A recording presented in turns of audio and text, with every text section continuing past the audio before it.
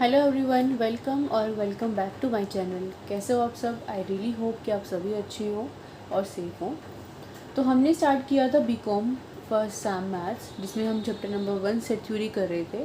तो लास्ट की वीडियो में मैंने आपको सेट्स के बारे में बताया था, finite set, infinite set, equal set, इन सब के बारे में हम प्रीवियस वीडियो में पढ़ चुके हैं। अगर आप में से किसी ने भी वो फर्स्ट वीडियो नहीं देखा है तो इस वीडियो के डिस्क्रिप्शन बॉक्स में आपको उसका लिंक मिल जाएगा, या फिर बीकॉम मैथ्स के नाम से जो प्लेलिस्ट है उसमें आपको सारी वीडियो बाय वीडियो मिल जाएंगी। तो आज का जो हमारा टॉपिक रहेगा वो रहेगा सबसेट्स। हमने सेट के बारे में पढ़ा। सेट क्या था? Well managed collection of objects. तो आज हम पढ़ेंगे सबसेट्स। देखो, सबसेट का क्या मतलब है, आपको नाम से भी आइडिया हो रहा होगा कि सब पार्ट यानी कि उसका छोटा पार्ट सेट का। तो देखो, अगर आपने लेट्स से अपने दो सेट एज्यूम कर लिए। सेट ए है set of all patients in a ward of nursing home. एक नर्सिंग होम के सभी पेशेंट्स एक वार्ड में हैं। एक तो वो सारा का सारा आपने एक सेट बना लिया कि एक नर्सिंग होम के एक पर्टिकुलर वार्ड के अंदर, या फिर ward number A, ward number B, कुछ भी लिख सकते हो आप यहाँ पे, उसके सारे के सारे पेशेंट्स का आपने एक सेट बना लिया। वो तो आपने सेट नाम दे दिया उसको ए। देन दूसरा सेट आपने कंसिडर किया बी, जिसका में आपने क्या लिखा, set of all patients in this nursing home. इस नर्सिंग होम के अंदर जितने भी वार्ड हैं उन सब के वार्ड के पेशेंट्स को मिला के सारे पेशेंट्स का एक सेट बना लिया, जिसको आपने नाम दिया बी। एग्जाम्पल आप कितने भी ले सकते हो, कोई भी ले सकते हो। या फिर आपने एग्जाम्पल लिया कि ए क्या है, सेट ऑफ स्टूडेंट्स है एमसीए का। एक यूनिवर्सिटी के अंदर एमसीए डिपार्टमेंट में जितने स्टूडेंट्स हैं उन सबका एक सेट, तो वो क्या हो गया, ए सेट हो गया। और अगर मैं बी सेट ले लूँ कि सारे के सारे यूनिवर्सिटी स्टूडेंट का एक सेट, तो वो सेट बी ले लिया। तो देखो यहाँ से क्लियरली हमें क्या दिखाई दे रहा है कि अगर मैं इस एग्जांपल की बात करूँ तो जो वार्ड वाले पेशेंट हैं, वार्ड नंबर ए के जो पेशेंट है, यहाँ पे आप वार्ड नंबर ए भी लिख सकते हो, ठीक है। वार्ड नंबर ए के जो पेशेंट है नर्सिंग होम में, अगर उनका ये सेट है और ये सारे के सारे वार्ड्स के सारे पेशेंट्स को मिला के अगर ये सेट बना है, तो ऑब्वियसली जो पेशेंट इसमें है वो इसमें तो होंगे ही होंगे, लेकिन जो इसमें है क्या वो इसमें होंगे नहीं। क्यों? क्योंकि ये वाला सेट तो बड़ा है। इसमें जो एक वार्ड ए के अगर पेशेंट इसमें है और इसमें सारे के सारे वार्ड के पेशेंट है, तो ऑब्वियसली बात है जो मेंबर्स इसमें है वो इसमें तो आएंगे ही। लेकिन क्या जो इसके अंदर मेंबर्स है वो सारे इसमें आएंगे? नहीं। तो इसका मतलब ए जो है वो बी का सबसेट है। क्या है? सबसेट। सब का मतलब छोटा, उसका एक पार्ट है। और बी क्या है? ए का सुपर सेट है। सुपर सेट मतलब जो बड़ा है। या फिर आप कह सकते हो कि ए बी के अंदर कंटेन हो रहा है, इसके अंदर कंटेन हो रहा है। फिर आप कह सकते हो कि बी के अंदर ए कंटेन हो रहा है। इसी तरह से ये वाला एग्जाम्पल है कि ये तो सिर्फ एमसीए के स्टूडेंट्स का सेट है और ये यूनिवर्सिटी के सारे स्टूडेंट्स का सेट है। तो ऑब्वियसली बात है कि एमसीए के जो स्टूडेंट है वो यूनिवर्सिटी के स्टूडेंट भी तो हैं। तो इसका मतलब ए बी के अंदर कंटेन हो रहा है। ए क्या है? बी का सबसेट है। और यू कैन से बी क्या है? ए का सुपर सेट है। लेकिन जो सारे के सारे यूनिवर्सिटी के स्टूडेंट है, क्या वो एमसीए में है? नहीं, अलग अलग डिपार्टमेंट है, तो बी तो एक के अंदर नहीं कंटेन होगा ना। तो इट मीन्स यहाँ पे भी ए क्या है? बी का सबसेट है, और यहाँ पे भी ए क्या है? बी का सबसेट। तो मैंने यहाँ लिखा है clearly, every member of A is also member of B, in such a case A is subset of B. तो सबसेट की डेफिनेशन क्या बन जाती है? Set A is set to B set subset of set B if every element of set A is also an element of set B। अगर set A का हर एक element set B का भी एलिमेंट है, तो सेट A B का क्या बन जाता है? सबसेट बन जाता है। इसको डिनोट कैसे करते हैं हम? इस तरह से, A कंटेन करता है B के अंदर, और या फिर आप कह सकते हो कि A क्या है? सबसेट है B का। जैसे हम जब ये लिखते हैं मैथ्स में, अगर मैं आपको बताती हूँ, जैसे आप ये लिखते हो तो ये वाला एरो लगाते हो ना कि ये बड़ा है, 5 बड़ा, इसलिए ये वाला लगाते हो। तो इसी तरह से जो ये वाला साइन है वो इस, जैसे यहाँ पे बी लिखा है, यहाँ पे ए लिखा है, तो ये क्या है कि ए जो है वो बी के अंदर कंटेन होता है, यानी कि बी क्या है? सुपर सेट है। बी क्या है? बड़ा है, और ए क्या है? सबसेट। इस तरह से आप इसको रिलेट कर सकते हो, ठीक है। और अगर यहाँ पे लिखा है बी, मतलब बात तो देखो सेम ही है, A is contain in to B, और इसको अगर इस तरह से लिख दोगे तो बी कंटेन्स ए है, तो बी अभी भी बड़ा, क्योंकि बी की तरफ ही ऐसे लगाया हुआ है, बी कंटेन करता है को। या फिर आप कह सकते हो कि बी क्या है? सुपर सेट है का। क्लियर है? इतनी बात समझ में आ गई कि सबसेट होता क्या है। अब एग्जांपल देख लेते हैं एक दो। देखो, सपोज आपने सेट लिया, लेट्स से आपने ए ले लिया 1 4 7, ठीक है, और आपने बी ले लिया 1 4 7 9 11 13, ठीक है। तो देखो 1 4 7 ए सेट, हमने इसको नाम दे दिया, तो क्या ये ए सेट बी में है? देखो ए आपने लिया 1 4 7, बी आपने लिया 1 4 7 9 11 13, तो ए आपको दिखाई दे रहा है आसानी से क्लियरली कि ए जो है हमारा बी के अंदर कंटेन है। ए का हर एक एलिमेंट बी में है, तो ए क्या है यहाँ पे हमारा सबसेट है किसका, बी का। और अगर ऐसा ना हो कि ए का हर एलिमेंट बी में ना हो तो वो क्या बन जाएगा, नॉट अ सबसेट। जैसे कि एग्जांपल आपने ले लिया ए में 2 3 4, यहाँ पे तब लिखोगे कि ए सबसेट है बी का। आपने बी सेट ले लिया 5 6 7 9, तो क्या अब ए का एलिमेंट बी में है, कोई भी एलिमेंट बी में नहीं है ना, वैसे तो सारी होनी चाहिए लेकिन यहाँ तो एक भी नहीं है, तो यहाँ पे क्या लिखोगे, A is not a subset of B. ये किसका साइन है, नॉट अ सबसेट का। किसका साइन है ये, नॉट अ सबसेट का। ठीक है, क्लियर है। देखो यहाँ पे हमने क्या पढ़ा कि ए के सारे एलिमेंट्स बी के अंदर होने चाहिए। ज़रूरी नहीं है कि बी के भी सारे एलिमेंट्स सेम हो। देखो ए के अंदर क्या था 1 4 7, बी के अंदर क्या था 1 4 7 9 11 13, तो बी के अंदर ये 3 एलिमेंट्स तो ए में हो गए लेकिन ये नहीं हुए, लेकिन सबसेट तो फिर भी रहा। लेकिन अगर मान लो ये ऐसे होता, सिर्फ 1 4 7 1 4 7 होता, तो ए के सारे एलिमेंट बी में और बी के सारे एलिमेंट ए में, तो ये सेट कैसे हो जाते, इक्वल सेट। पढ़ा था ना मैं लास्ट वीडियो में। इक्वल सेट का मतलब क्या होता है कि जब दोनों सेट्स के एलिमेंट बिल्कुल सेम हो। तो इसका मतलब यहाँ से हम क्या लिख सकते हैं कि अगर ए बी के अंदर कंटेन कर रहा है, ठीक है, मतलब ए अगर सबसेट है बी का, और अगर बी भी सेम ही है, देखो एग्जांपल लेके देखो, ऐसे मान लो ए आपने ले दिया 3 4 5, बी आपने ले दिया 3 4 5। अब दोनों पे ये डेफिनेशन अप्लाई करो सबसेट की। ए का हर एक एलिमेंट बी में है तो ए सबसेट हो गया बी का, बी का हर एक एलिमेंट ए में है तो बी ए का सबसेट हो गया ना, ए बी का सबसेट, बी ए का सबसेट। तो अगर ये ऐसा है तो इसका मतलब ये क्या इम्प्लाइज कर रहे हैं, इसको इम्प्लाइज का सिंपल बोलते हैं कि ए और बी दोनों इक्वल हैं। क्योंकि इक्वल सेट का मतलब ये तो होता है जब दोनों सेट के एलिमेंट सेम हो, तो यहाँ पे यही तो हो रहा है। ठीक है, तो सबसेट होने के लिए ए के सारे एलिमेंट बी में होना ज़रूरी है, बी के सारे एलिमेंट्स ए में हो भी सकते हैं, नहीं भी। और अगर ऐसा है कि बी के सारे एलिमेंट्स ए में हैं तो इसका मतलब these both are equal set. ही क्या है, इक्वल सेट। क्लियर है। अब यहाँ पर कुछ इंपॉर्टेंट पॉइंट्स आते हैं, वो क्या है देखते हैं।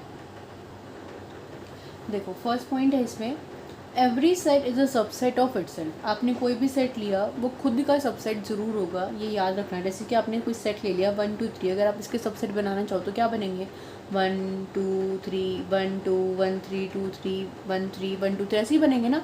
तो ये सारे एलिमेंट्स इससे मिलके बने हैं ना, तो ये 1 2 3 इसके अंदर आया ना। जब आप इसके सबसेट बनाओगे तो जो सेट होता है वो खुद का सबसेट हमेशा होता है। तो ये पॉइंट्स याद रखना, ये कॉम्पिटिटिव एग्जाम में काफ़ी बार पूछे जाते हैं। ठीक है। दूसरा क्या है, empty set is a subset of every set. हर एक सेट का सबसेट अगर आप लिखोगे, इसका सबसेट अगर मैं लिखूंगी तो वो 5 ही आएगा। 5 क्या है, 5 क्या है, एम्प्टी सेट है ना आपका। तो एम्प्टी सेट क्या होता है, हर एक सेट का सबसेट ज़रूर होता है। ठीक है, 5 ये लिख रखा है, 5 कंटेन करेगा ए के अंदर हर एक सेट ए के एलिमेंट के लिए। हर एक सेट ए की तरह जो भी सारे सेट होंगे उस सबके अंदर 5 कंटेन करेगा। ठीक है। उसके बाद देखो ये समझने वाला पॉइंट है, if A is a subset of B और you can say A is contained into B implies for all X belonging to A. ये बिलोंगिंग टू का सिंबल होता है, बिलोंग्स टू का मैंने आपको लास्ट वीडियो में बताया भी था। हम ई और सी को मिला के इसको बनाते हैं। तो इसका मतलब क्या है कि वो बी के अंदर भी बिलोंग करेगा। देखो एग्जाम्पल से समझो, ए क्या है 1 2 3 सेट ले लिया मैंने, बी क्या है 1 2 3 4 5 सेट ले लिया। तो क्लियरली ए क्या है, बी का सबसेट है। एक्स आपने ले लिया जो ए के अंदर बिलोंग करता है, तो एक्स ए के अंदर बिलोंग करता है तो मैं इन तीनों में से कोई भी वैल्यू ले सकती हूँ। तो मैंने एक्स को मान लिया कि 2, तो एक्स क्या है 2 जो कि ए के अंदर बिलोंग करता है। तो दिस इम्प्लाइज, इससे क्या इम्प्लाइज होता है कि वो एक्स बी के अंदर भी बिलोंग करेगा। देखो बी के अंदर एक्स है 2 है ना, तो इसका मतलब एक्स जो है वो किसके अंदर बिलोंग करेगा, बी के अंदर बिलोंग करेगा। तो अगर ए और बी दो सबसेट हैं तो हर एक एलिमेंट जो ए का है वो बी का होगा। बस ये आपको यही बताना चाह रहे हैं। ठीक है।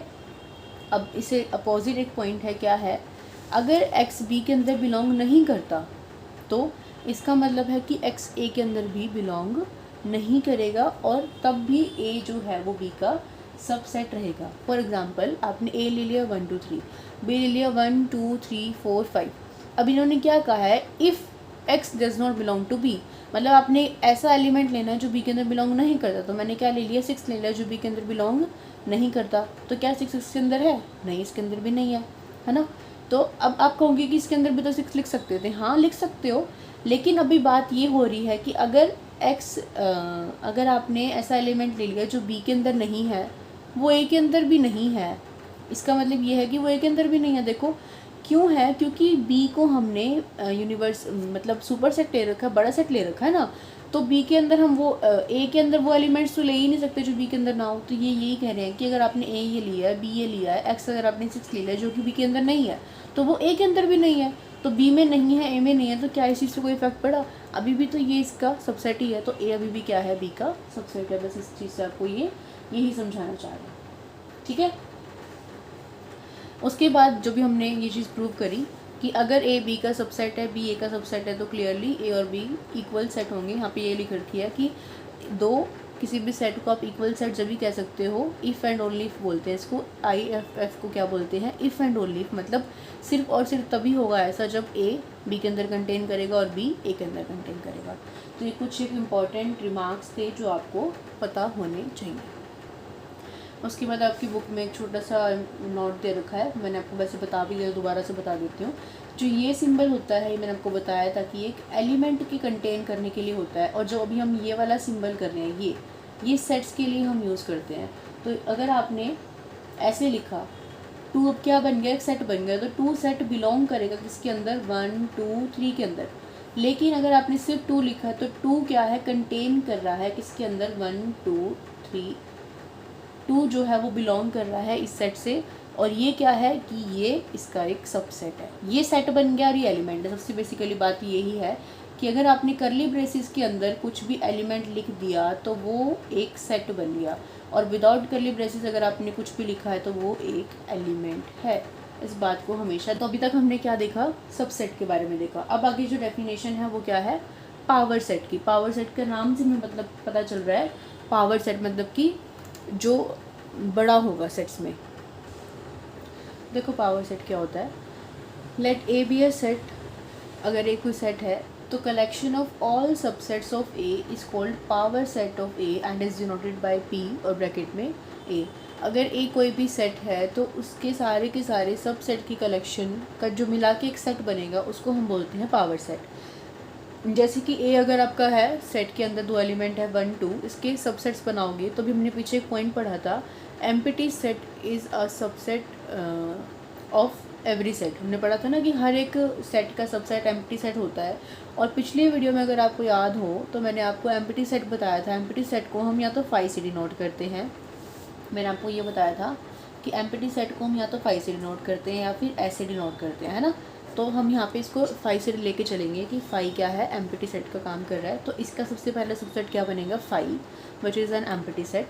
उसके बाद 1, उसके बाद 2। हमें क्या बनाना होता है, ऑल पॉसिबल आउटकम्स बनाने होते हैं। वही सारे सबसेट होते हैं कि 5 अकेला हो सकता है, 1 अलग से हो सकता है, 2 अलग से हो सकता है, और 1 और 2 एक साथ हो सकते हैं। यहाँ पे मान लो 3 एलिमेंट्स होते हैं, तो क्या क्या पॉसिबल आउटकम्स थे, 5, 1 अलग से, 2, फिर 3, फिर 1 2, फिर 1 3, 3 को 1 के साथ ले लिया, फिर 2 को दोनों के साथ ले लो, 1 3 2 3, और फिर 1 2 आपके 1 1 2 2 वाले पेयर वाले हो गए, फिर 1 2 3। तो ये सारे के सारे मिलके क्या बन जाते, सारे सबसेट्स बन जाते। अब ये सारे के सारे पॉसिबल सबसेट्स हैं, इनको भी एक बड़ी करली ब्रेसेस में आपने रख दिया तो ये क्या बन गया, अब एक सेट बन गया। तो ये क्या है आपका power set of A which is the collection of all subsets of. ठीक है, क्लियर है। उसके बाद एक थ्योरम आती है जो आपको खुद करनी है, prove that the total number of subset of a finite set. किसी भी फाइनाइट सेट के टोटल नंबर ऑफ सबसेट जिसके अंदर, मतलब कोई भी फाइनाइट सेट है जिसके अंदर n एलिमेंट्स हैं, तो उसके total number of subsets 2 raise to the power n होंगे। ये आपको प्रूव करने, आप खुद करें, ठीक है ना। नहीं आएगी तो मैं वीडियो शायद भी डाल भी दूँ, शॉर्ट में डाल दूँगी या तो, ठीक है। वरना एक बार ट्राई खुद से करके देखना, आपकी बुक में सोल्यूशन भी दिया हुआ है। उसके बाद आता है कंपैरेबल सेट्स क्या होते हैं। देखो ये वीडियो हो सकता है आपको ऐसा लग रहा हो कि ये हमें आता है या फिर ये बहुत बोरिंग है या फिर काम नहीं आएगा, बट ऐसा नहीं है। ये बेस है आपका सेट थ्योरी का। अगर आपको अच्छे से क्लियर करने हैं क्वेश्चंस, आगे आगे क्योंकि एडवांस लेवल होता जाएगा, वहाँ आपको ये नहीं बताया जाएगा कि कंपैरेबल सेट क्या होता है, यूनिवर्सल सेट क्या होता है, पावर सेट क्या होता है। इसीलिए मैं इस चीज़ों पे टाइम लगा रही हूँ, ताकि अगर आपने 12th में मैथ्स नहीं था आपके पास तो आपको ये चीज़ें समझ में आ जाए। क्योंकि अब आपको बीकॉम में तो करना ही पड़ेगा, 12th में था या नहीं था, क्योंकि ये तो कंपलसरी है। तो इसी वजह से इसको ध्यान से समझ लोगे तो आपको पढ़ने में आसानी रहेगी, ठीक है।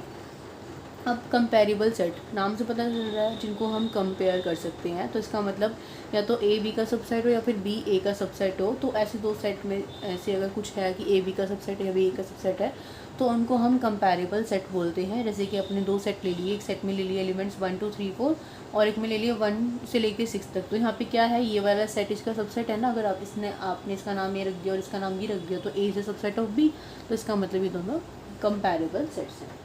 उसके बाद जो डेफिनेशन आती है वो आती है यूनिवर्सल सेट की, और ये काफ़ी इम्पोर्टेंट है। इम्पोर्टेंट इसीलिए है क्योंकि क्वेश्चन में इसकी डेफिनेशन यूज़ होती है। यूनिवर्सल सेट का मतलब क्या है, when all the sets under considerations are subset of a larger set, then this larger set is called the universal set. देखो एग्जांपल देखो, आपने ए ले लिया 1 2 3, बी ले लिया 4 5 6, सी ले लिया 7 8 9। तो अब आपने क्या किया, एक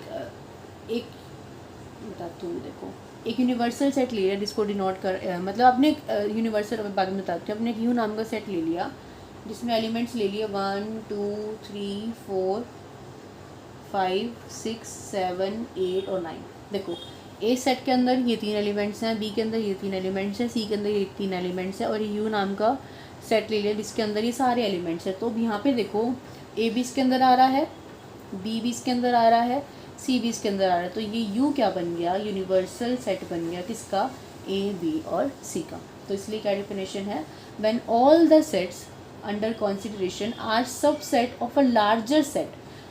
जब तीन जो भी अपने सेट ले रखे हैं, जितने भी नंबर ऑफ सेट ले रखे हैं, वो सबसेट बन जाएं किसी एक लार्जर सेट का, तो ये लार्जर सेट आपका क्या बन जाता है, यूनिवर्सल सेट। क्लियर है। इसको हम किससे डिनोट करते हैं, यू से। ये आपको पहले इसलिए नहीं बताया, आपको समझाया था कि अगर एक सेट यू का नाम का है तो ये क्या बन जाएगा, यूनिवर्सल सेट। और इसको हमेशा किससे डिनोट करेंगे, यू से डिनोट करेंगे। और इसको अभी आप आगे क्वेश्चन में आपको समझ में आएगा कि इसका क्या रोल है। क्लियर है। अब लास्ट एक हमारा रह गया सिर्फ और सिर्फ complement of a set. Set के कॉम्प्लीमेंट का क्या मतलब है, उसके बाद जो एक्सरसाइज 1.1 है वो स्टार्ट हो जाएगी। मतलब 1.1 का जो बेसिक कंसेप्ट है वो मेरी तरफ से कंप्लीट हो जाएगा, सिर्फ एक टॉपिक रह गया। तो करते हैं कि कॉम्प्लीमेंट ऑफ सेट क्या होता है। देखो complement of a set, complement of a given set is a set which contains all those members of universal set that do not belong to given set. किसी भी सेट के complement करने का क्या मतलब है, उसके वो एलिमेंट्स जो यूनिवर्सल सेट में ना हो। अगर ए कोई सेट है, एक सेट के वो एलिमेंट्स जो यूनिवर्सल सेट में नहीं होंगे, तो वो क्या होगा, उस ए सेट का complement.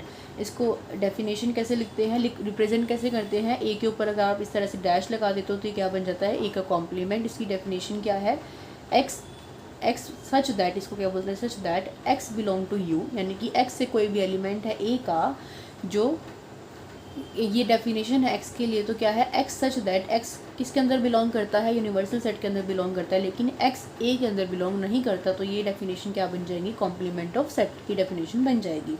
For example universal set ले लिया कोई 1 2 3 4 5 6, ए सेट ले लिया कोई 1 2 3, तो ए का कॉम्प्लीमेंट क्या होगा, मैंने क्या बताया, ए के वो एलिमेंट्स जो यूनिवर्सल सेट में ना हो। तो ए की कौन से एलिमेंट यूनिवर्सल सेट के अंदर नहीं है, 1 है, हाँ 1 तो है, 2 भी है, 3 भी है, 4 5 6 क्या ए के अंदर है, नहीं। तो ए का कॉम्प्लीमेंट क्या आ जाएगा, 4 5 6। क्लियर है।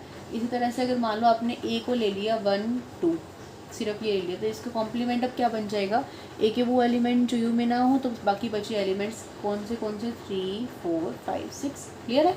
तो इस तरह से आप खुद से एग्जांपल बना के इनकी प्रैक्टिस कर लेना ताकि आपको समझ में आ जाए।